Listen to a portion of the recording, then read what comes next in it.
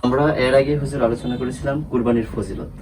আমরা কুরবানির ফজিলত সম্পর্কে আলোচনা শুনেছি যে এটার ফজিলত অত্যন্ত বেশি, আমরা কোরআন এবং হাদিসের আলোকে শুনেছি। এখন এর থেকে আমরা কোরবানির গুরুত্ব কতটুকু, আপনি কোরআন এবং হাদিসের আলোকে আমাদেরকে বলেন যে এর থেকে কতটুকু গুরুত্ব কোরবানির।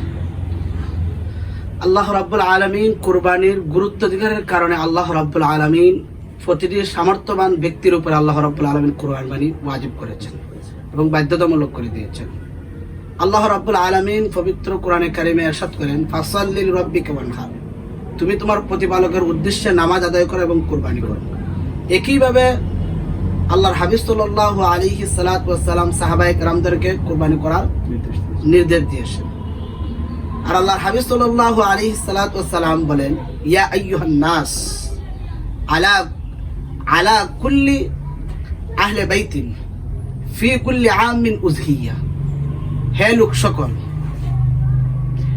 লোক সকল জেনে রাখো, প্রত্যেক পরিবারের পক্ষ থেকে প্রতি বছরই কুরবানি আল্লাহর হাবিব সাল্লাল্লাহু আলাইহি সাল্লাম ওয়াজিব করেছেন।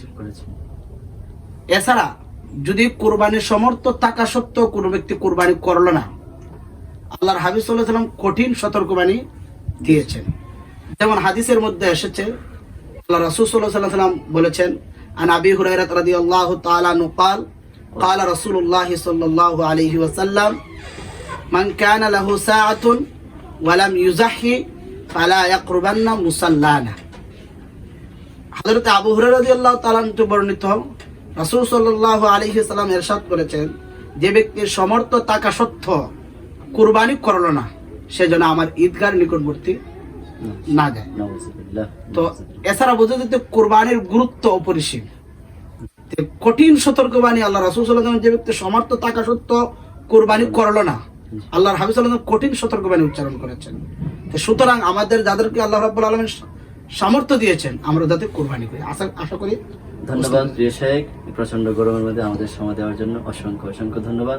আহবাব মিডিয়া শ্রোতাদের পক্ষ থেকে আপনাকে অসংখ্য ধন্যবাদ। আমরা এখান থেকে ফজিলতের পরে আমরা কঠিন একটি হুঁশিয়ারি শুনলাম যে কোরবানির গুরুত্ব সম্পর্কে। নবী করিম সাল্লাল্লাহু আলাইহি ওয়াসাল্লাম বলেছেন যে কোরবানি যারা তৌফিক আছে, সামর্থ্য আছে, তারা যে নাও করে, আর তারা যাতে কোনো অবস্থাতেই ঈদগাহের কাছে তারা না আসে। কিন্তু কঠিন একটা হুঁশিয়ারি। অতএব আমাদের যাদের সামর্থ্য আছে, অবশ্যই আমরা নেক নিয়তে তাকওয়ার সাথে আমরা সঠিক এই আলোচনা থেকে আমরা যা শুনলাম, সঠিক শর্ত সাপেক্ষে আমরা কোরবানি করার তৌফিক দান করুন। ওয়া মা আলাইনা ইল্লাল বালাগ।